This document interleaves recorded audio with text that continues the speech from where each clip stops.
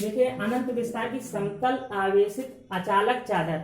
अचालक और चालक दो प्रकार की चादर होती है। अचालक का मतलब है कि उस पर आवेश स्टोर तो हो जाएगा लेकिन वो आवेश फ्लो नहीं होगा, ये हम कल भी बता रहे थे। और चालक का मतलब जैसे कि लोहे की हो, सोने की हो, चांदी की हो, कोई भी हो। सोने चांदी की चादर कहाँ हो सकती है, वो तो इतनी महंगी होती है। तो आप ये कोई एक चादर एज्यूम कर लीजिए। देखो 3D फिगर होता है, आप यहाँ पर जो बना रहे हैं ये 2D देख पा रहे हैं ना, 3D फिगर होते हैं ये सब। 3D का मतलब है चादर हम यहाँ पर ऐसे बनाए हैं, ऐसे नहीं है। चादर हम आपको ऐसे दिखाएंगे, ये चादर है, लेकिन इसको हम बोर्ड पर नहीं बना सकते इस प्रकार से। तो ये चादर हमने ऐसे लिया हुआ है और इस पूरे पर चार्ज है। जो पूरे पर चार्ज समान रूप से वितरित है तो होगा कि वैद्युत बल रेखा निकलकर इधर जाएंगी, इस दीवार को प्रतिच्छेद करेंगी, और इधर से जाएंगी तो इसको भी प्रतिच्छेद करेंगे। तो पूरे पर चार्ज कितना है, Q, और इसका क्षेत्रफल कितना है, 1। तो हम बता चुके हैं। फिर इस पर आवेश का पृष्ठ घनत्व कितना आएगा, Q/A हो जाएगा, सिग्मा इक्वल टू। इसके बारे में आपको यहाँ पर थ्योरी में लिखना है क्या, कि माना एक अचालक चादर है जिसको Q आवेश दिया गया है और उसका कुल क्षेत्रफल A है, तो इसके आवेश का पृष्ठ घनत्व कितना हो जाएगा, Q/A हो जाएगा। अब ये आवेश इस पर एक जगह नहीं कलेक्ट है, समान रूप से वितरित है। तो मान लीजिए हमको इसका छोटा सा पार्ट अगर ये हम ले लें, एक क्षेत्रफल हो तो यहाँ पर भी तो प्लस आवेश, ये समान रूप से वितरित है ना। तो हम गॉसियन पृष्ठ इसको कैसे बनाएंगे, जब तक गॉसियन पृष्ठ नहीं बनाएंगे तब तक यहाँ पर कोई डेरिवेशन नहीं हो सकता, क्योंकि आप पढ़ रहे हैं गॉस का जो है उपयोग, गॉस की थ्योरम का। तो हम क्या करते हैं, इसमें इस प्रकार के एक सिलेंडर की कल्पना करते हैं। अब ये जितना आवेश इसके अंदर आ गया होगा, ये जो मार्कर का गोल भाग है ना, इसके अंदर आ गया होगा, उस आवेश से बल रेखाएं निकलेंगे। अब देखो इसको हम ऐसे पकड़ नहीं पा रहे हैं, ऐसे सीधा पकड़ना चाहिए इसको। तो यहाँ से जो बल रेखाएं निकलेंगी यहाँ से होकर जाएंगी, और इधर जो निकलेंगी वो इससे होकर के बल रेखाएं जाएंगी। तो केवल इतना ही हमको गॉसियन पृष्ठ एज्यूम कर लेना है। देखिए ये यहां पर हमको इसके निकट वैद्युत क्षेत्र की तीव्रता ज्ञात करना है। तो ऐसे ही इसका जो बैक साइड है, दूसरा साइड है, उधर से भी तो वैद्युत बल है, इधर निकल। अब उसको हम यहां से नहीं, यहां से शुरू कर रहे हैं। मतलब क्या है कि जो पेज है इसको पार करके दूसरे साइड आप जा रहे हैं। जो 3D फिगर है ना, तो इस वजह से इस पे वो नहीं बन पाएगा जो हम समझा रहे हैं। आपको समझना है इसको इस प्रकार से, ऐसे है, ठीक है। तो अब यहां से फ्लक्स गुजरेगा, अर्थात यहां से बहुत सारी वैद्युत बल रेखाएं गुजरेंगी और इस तल के लंबवत होंगी, बिल्कुल परपेंडिकुलर। तो उसमें से एक हम ले रहे हैं वैद्युत बल रेखा, और वैद्युत बल रेखा जिस दिशा में चलती है उसी दिशा में तो वैद्युत क्षेत्र की तीव्रता होती है। इधर भी ये हो जाएगी। अब अगर ये छोटा सा जो क्षेत्रफल अवयव हमने लिया, क्षेत्रफल अवयव, तो ये वाला देखिए, इसी से होकर वैद्युत बल रेखाएं एक झुंड के रूप में इधर को आ रही, जैसे झाड़ू की होती हैं, सीटियां होती हैं, बिल्कुल वैसे ही ये इसमें कंजेस्टेड, बिल्कुल एक तरफ से धसी हुई चली आ रही है, लेकिन हमने एक उसमें से लिया हुआ है। तो इसका जो हम क्षेत्रफल अवयव लेंगे, इसके परपेंडिकुलर, वो भी DA तो इसी डायरेक्शन में होगा, यहाँ पर DA भी तो इसी डायरेक्शन में होगा।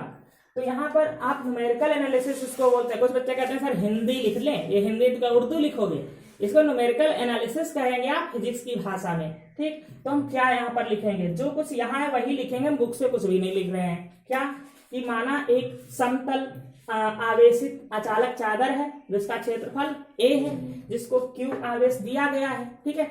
इसके निकट बिंदु P पर वैद्युत क्षेत्र की तीव्रता ज्ञात करना है, ठीक है।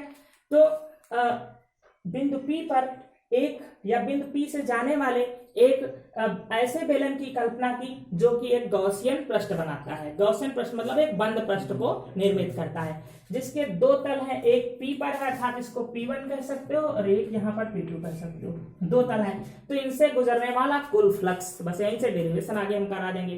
तो लैंग्वेज में आप यहाँ पर क्या लिखते हैं, लिख लीजिए, माना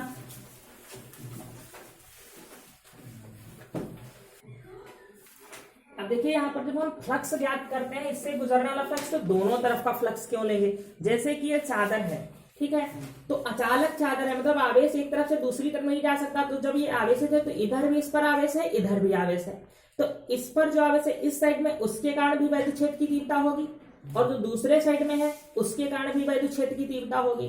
तो इसका मतलब हम जब फ्लक्स निकालेंगे तो क्या निकालेंगे, डबल फ्लक्स उसका निकालेंगे। तो हम यहाँ पर क्या करते हैं, इधर का फ्लक्स और यहां से गुजरने वाला टोटल फ्लक्स हम जोड़ लेते हैं, वही हो जाती है किसी भी बिंदु पर वैद्युत क्षेत्र की तीव्रता। हमको यहाँ पर ज्ञात करना है, तो इधर जो पृष्ठ होगा उसके कारण भी यहाँ पर होगी ना वैद्युत क्षेत्र की तीव्रता, फ्लक्स गुजरेगा। और जो बैक साइड में है आवेश, उसके कारण भी तो फ्लक्स होगा, उस पर भी तो आवेश संचित है। मतलब अचालक ये नहीं एक तरफ का आवेश दूसरी तरफ आ जाएगा, ये अचालक चल रहा है।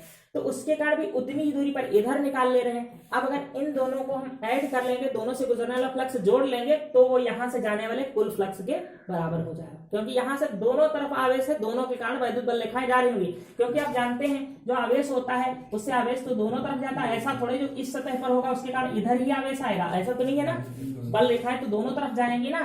तो इसलिए कोई अगर कहता है डबल क्यों किया आपने, जब यहाँ पर ज्ञात करना था तो आपको सिंगल एक बार करना चाहिए था ईडीए, आपने डबल क्यों लिया। तो यही बताओगे चादर जो है दोनों साइड में इस पे आवेश है, ठीक है, तो दोनों साइड के कारण वैद्युत बल रेखा यहाँ पर गुजरेंगे, अर्थात डबल फ्लक्स वहां पर हो जाएगा। तो आप कहोगे यहाँ पर क्या कि दोनों क्षेत्रफल अवयवों, इनको हम क्षेत्रफल अवयव बोलते हैं, जो दोनों ही क्षेत्रफल अवयवों से गुजरने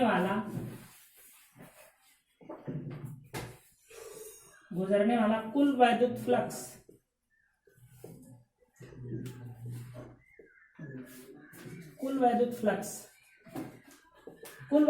हम फ्लक्स को फाई ई से लिखते हैं यहाँ पर।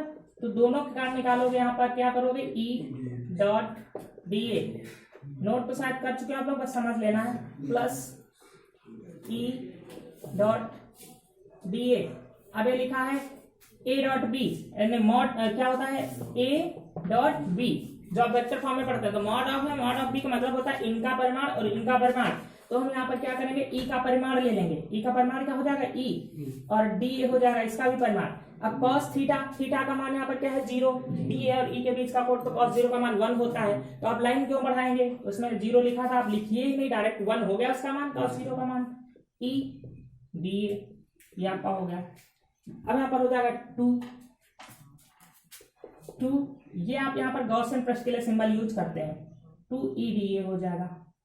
अब ई यहाँ पर कांस्टेंट है, नहीं चेंज होगा, ई कांस्टेंट होगा, केवल चेंज क्या होगा, डीए, केवल यहाँ पर डीए चेंज होना है आपका, क्योंकि डीए आपने छोटा सा एरिया ये लिया है, जबकि एरिया क्या लेना है, पूरी चादर का लेना है।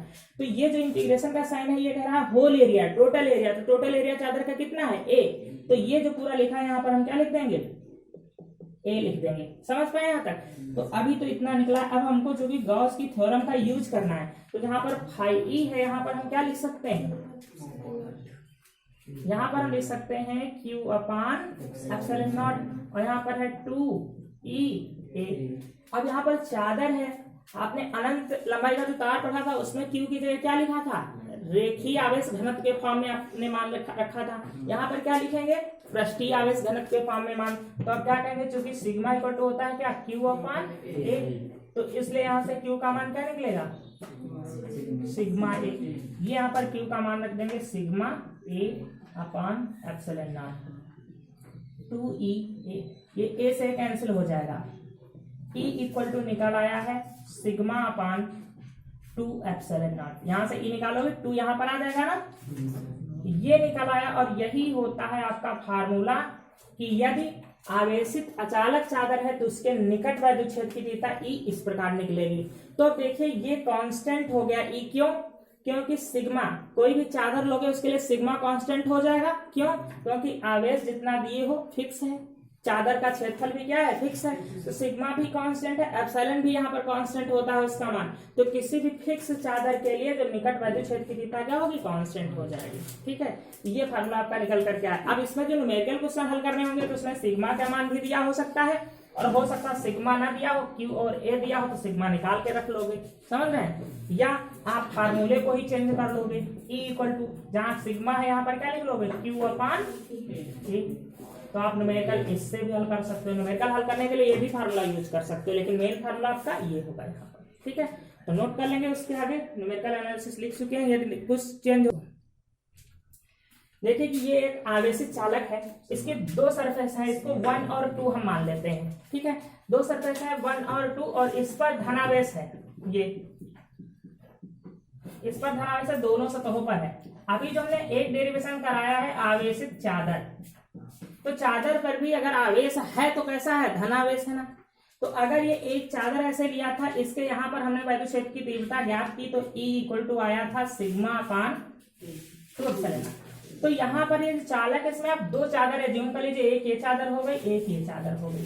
ठीक है, 2 चादरें हो गई। तो अगर दोनों के कारण हम यहाँ पर वैद्युत क्षेत्र की तीव्रता ज्ञात करना चाहें तो देखो इस सरफेस के कारण वैद्युत क्षेत्र की तीव्रता ज्ञात करोगे तो E1 बाहर की ओर होगी, प्लस से बाहर की ओर। अगर इस सरफेस के कारण हम यहाँ पर ज्ञात करना चाहें तो ये भी तो पॉजिटिव चार्ज है यहाँ पर, तो इसके कारण भी बाहर की ओर ही हो जाएगी E2 भी। तो अगर यहाँ पर एक तरफ हम वैद्युत क्षेत्र की तीव्रता इस चालक के कारण ज्ञात करें तो परिणामी तीव्रता E बराबर क्या निकलेगा, E इक्वल टू निकलेगा E1 प्लस E2। ये बहुत ही इजी है, अगर आप चादर वाला समझ चुके हैं तो उसके बाद इसमें कुछ नहीं रह जाता है। तो हम क्या करेंगे कि इस चालक चादर, इसमें चालक तार में हम दो चादर मान लेंगे कि एक 1 है और एक 2 है। तो चादर 2 के कारण इसके निकट बिंदु P पर वैद्युत क्षेत्र की तीव्रता E1 हो जाएगी, और एक जो चादर दूसरे साइड में है 1 वाली, इसके कारण भी वैद्युत क्षेत्र की तीव्रता P पर E2 हो जाएगी। क्योंकि दोनों की दिशाएं सेम होंगी, दोनों सरफेस पर धनावेश ही, अगर एक पर ऋणावेश होता तो एक की डायरेक्शन इधर हो जाती, तो परिणामी कैसे निकालते, माइनस करके निकालते दोनों को। और यहाँ पर दोनों की दिशाएं एक ही हैं, तो जो वैद्युत क्षेत्र की तीव्रता E होगी बिंदु P पर वो होगी E1 प्लस E2। तो E इक्वल टू, अब E1 क्या होगा, आप वही फार्मूला यूज कर दीजिए जो आपने यूज किया अभी चादर के लिए, जो चादर में निकल के आया है कि ये एक चादर है, तो यहाँ पर वैद्युत क्षेत्र की तीव्रता क्या आई थी, सिग्मा अपान 2 एप्सिलॉन। अगर ये एक चादर है तो इसके निकट वैद्युत क्षेत्र की तीव्रता कितनी आई थी, अब दोनों को आप ऐड कर लेंगे, इसमें कुछ है ही नहीं, बस उसी आधार पर कर दें, ये एलसीएम हो जाएगा, ऊपर कितना आ जाएगा, सिग्मा सिग्मा कैंसिल हो जाएगा, E इक्वल टू आ जाएगा सिग्मा अपान एप्सिलॉन। बस ये निगमन होगा, कहोगे ये भी कोई निगमन है। अब न्यूमेरिकल एनालिसिस आप क्या लिखोगे, देखो माना एक जो है आवेशित चालक है जिसकी लघु मोटाई है, मतलब मोटा है, लघु मोटाई है, जिसकी दो सतहें हैं 1 और 2, दोनों सतहें एक चालक चादर की भांति व्यवहार करती हैं, ठीक, अचालक चादर जो भी पीछे पढ़ के आए हो। तो इस चादर के 2 जो सरफेस है, या पहला पृष्ठ 1 जो है, इसके कारण वैद्युत क्षेत्र की तीव्रता E1 है, दूसरा पृष्ठ जो E2 है, इसके कारण वैद्युत क्षेत्र की तीव्रता E2 है। तो P पर परिणामी वैद्युत क्षेत्र की तीव्रता E बराबर क्या हो जाएगी, E1 प्लस E2। बस ये न्यूमेरिकल एनालिसिस से आप लोग क्या बहुत से स्टूडेंट घबराते, कहते वहां क्या लिखें, ये तो आसान है, तो आप बुक से कुछ मत रटे, यहाँ जो कुछ हम बोल देते हैं कि ये ऐसा है, ठीक है, उसी को आपने टर्म में डिफाइन कर दीजिए। अगर इसमें आप कुछ छूट भी जाता है एक पॉइंट तो ऐसा नहीं इसके कारण पूरा डेरिवेशन गलत हो गया। बाद में आप लिख दीजिए चित्रानुसार, आपने लिख दिया चित्रानुसार, इसका मतलब चित्र देख लो, जो हम भूल गए हो उसको वहां से देख लो, ठीक है। तो आप जो है यहाँ पर न्यूमेरिकल एनालिसिस लिखने में मत घबराइए, आप इसको बस अच्छे से याद कर लीजिए। न्यूमेरिकल एनालिसिस में जो कुछ है जैसे देख रहे हैं फिगर में, बस फिगर अच्छा बना होना चाहिए, उसमें कुछ छूटा हुआ नहीं होना चाहिए। फिर फिगर सही बनाए तो न्यूमेरिकल एनालिसिस देखने से पहले कोई इसी को देखता है क्या होना चाहिए, ठीक है। लिखिए